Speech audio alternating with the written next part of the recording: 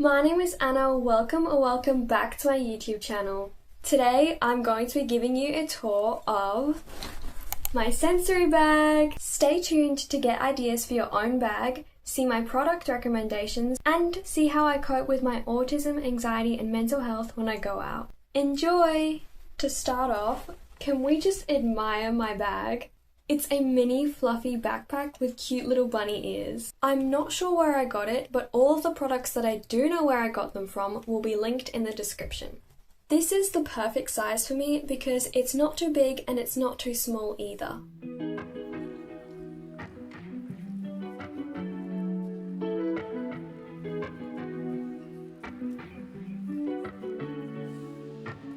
On the side here, I have a little keychain of an Arctic Monkeys album. Whatever people say I am, that's what I'm not, which is one of my favorites. I am constantly switching out the keychains on this bag, like every single day. I have a collection here of various keychains. I have Sanrio ones, anime, nearly all of the Arctic Monkeys albums, and then a bunch of little random cute things like this sunflower and boba and many more. I may be too obsessed. I think it just adds so much more personality to my bag and makes it mine. Now for the actual contents of the bag. Up first, I have my noise cancelling headphones. These are great. They block out noise awesomely and they play music really well. I love these. They're also not tight, they're perfectly comfortable and they fit just right. I'm not sure the exact version of them, but I'll have the exact one linked in the description of this video. As you can see, I've tied white ribbon on here to make cute little bows. I actually got this idea from my Roblox avatar. I just thought it was super duper cute. So then I decided to do it in real life as well.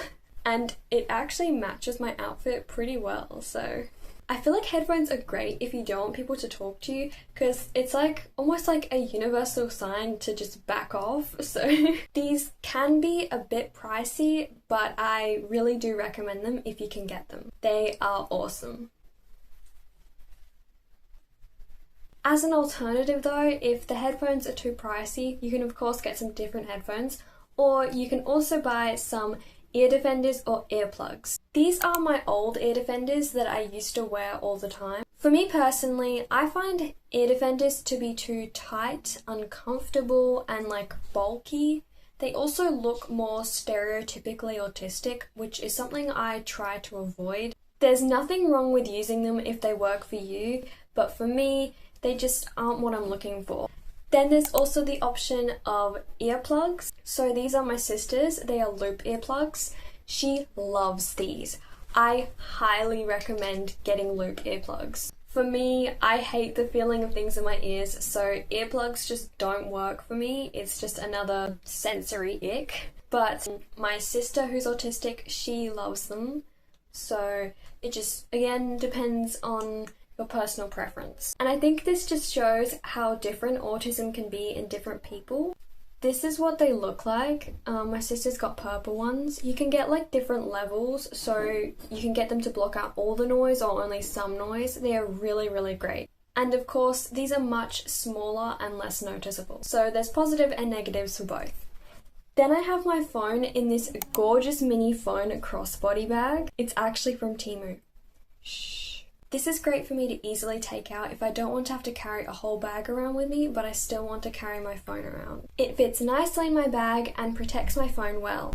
On the other side, it actually has a clear section so I can actually see my phone through the case, but of course my phone's not in there because I'm filming with it.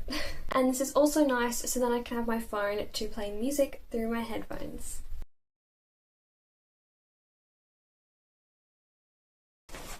The next thing I have in here is some sunnies. This is just a random case from my mum, not that that matters. And here are my sunnies. These are terrible looking sunglasses. I don't even know where I got these from. These are so cheap and old and they're actually breaking at the bottom. I think I definitely need to get some new ones.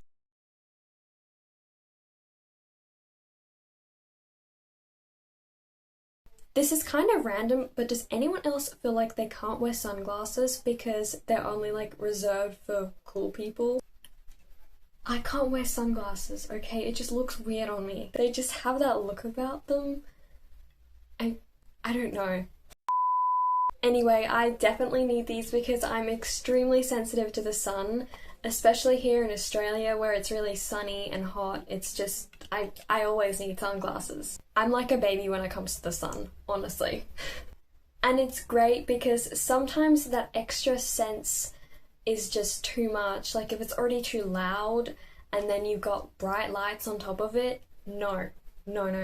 So, lifesaver. Another thing I have in my sensory bag are some tissues. I hate being unprepared in uncomfortable sensory situations. You never know when you're gonna get a runny nose or have something sticky on your hands or be crying, because, you know, that happens to me a lot. It's not the most exciting thing in the world, but it's definitely useful. And yeah. The fourth thing I have in here is some hand sanitizer. Again, you can never be too prepared. I'm running low and I definitely need a new one. This smells so good though. Bonus tip, if you can find one with a nice scent. This one says it's Japanese cherry blossom. I hate the thought of having dirty hands. It just makes my anxiety, sensory issues, and OCD so much worse. So if I'm unable to wash my hands, this is the closest I've got. Moving on to my sunflower lanyard and communication cards. So if you don't already know, the sunflower lanyard is to symbolize hidden disabilities. I actually have a whole entire YouTube video dedicated to this, where I give you a tour of my communication cards and sunflower lanyard, as well as explaining what both of those things are. So go check that video out if you haven't seen it already. Anyway, this lanyard just lets other people around me know that I might need some extra time and support. And these communication cards are really helpful if I go into a verbal shutdown and can't communicate.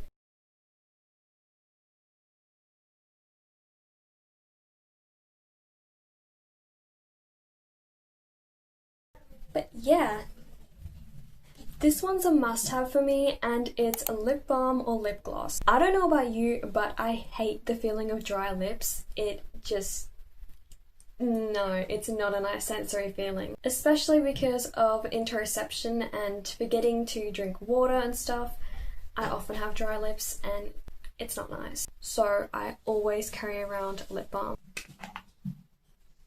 Or otherwise, sometimes I'll carry around lip gloss because I love lip gloss. I'm a bit of a lip gloss addict here. By the way, Essence has the best lip glosses, like ever. So yeah, always carrying these two things around. Next up is a mini mirror. My social anxiety is always playing tricks on me that there's something stuck in my teeth, or that my hair looks like a mess, or there's something going on. So having a mirror on the go with me just helps to reassure myself. It's also genuinely helpful in case I have actually like got food in my teeth or something. It probably needs to be cleaned. Next, we've got chewing gum. This is a nice oral stim if you don't want to use jewellery or like a chew toy or something big. It's really like discreet and, you know, just looks casual. Plus, it also makes your breath nice, which is good. And it helps if you're feeling a little bit hungry. You're gonna see this and be like, of course. In here, I've got a spare fidget toy. So I always carry a fidget toy around on me. I will never leave the house without some kind of fidget with me, whether it's like my bike chain or fidget jewellery, anything. But sometimes I misplace things, they get lost or broken, so it's always helpful to keep a spare fidget. This one doesn't permanently live in my bag. I swap them around a bit, but this is just an acupressure ring.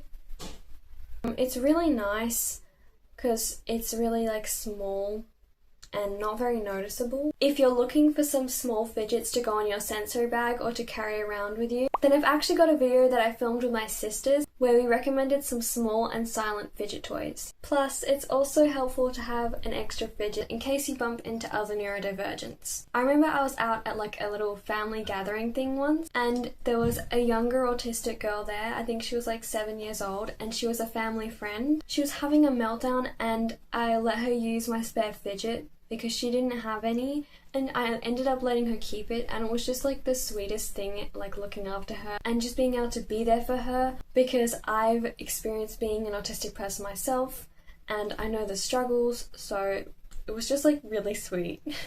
Lastly, in this main pocket I have my hat. Like I said before, I'm really sensitive to the sun and like a total baby, and Australia just sucks, you know?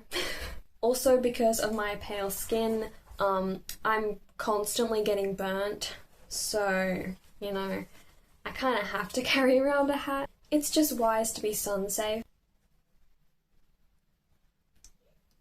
Now for this little front pocket here, I have paper and a pen. This is helpful if I'm non-verbal and want to actually write something more specific than what's on my communication cards. It's also helpful if I'm bored when I'm out, or if I need to write down a random spontaneous thought.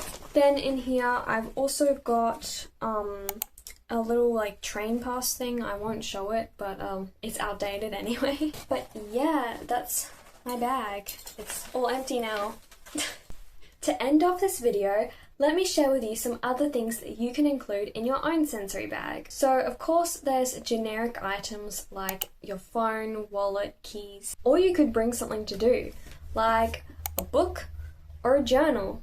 But for some more autism, anxiety and mental health related items, it could also be helpful to bring with you a little plush or teddy or weighted item. My sister Eloise, who's also autistic and I mentioned earlier, never leaves the house without a teddy. Just bringing a comfort item from home can really help sometimes. You could also bring with you some coping cards or grounding cards for anxiety, which are like little cards with coping strategies on them, and they're just written out so you can clearly read them when you're overwhelmed, and you don't have to think up the strategies, they're just written out in front of you. Otherwise, a scented item could help, maybe even some perfume or essential oils. Lastly, a great product I have to recommend is a Calmago. It's essentially like this little device that helps you control your breathing if you're having like a panic attack or meltdown, or just like hyperventilating and having fast-paced breathing. So if you find yourself getting really anxious, this can be helpful to calm you down. I'll link it in the description along with the rest of the products that you saw in this video. None of these were sponsored in any way, I just genuinely love these products. But I mean, hey, if someone does want to sponsor me out there, then I am available. Thank you so much for watching this video. I hope you enjoyed it and learned something new. Please comment any questions, suggestions or tips you have for me. Also feel free to info dump or vent in the comment section. If you're still here, still watching, then you must have liked something I've said so far in this video. So maybe consider giving it a like and maybe subscribing. Maybe. Possibly. I mean, or don't. I'm not your mum. Do whatever you want. But it would be cool. Anyway, if you have any of your own product recommendations or ideas, then drop a comment. I know I've been talking for a long time, but one last thing. This is my first time filming with my new ring light, so let me know how you feel about it, if my videos are any better, or if you've noticed anything, also if there's anything I can improve on. And also, do you like the setup back here? I don't know. Let me know your thoughts. Thanks for being here. You are awesome. I'm proud of you for existing. Alright, see ya. Bye!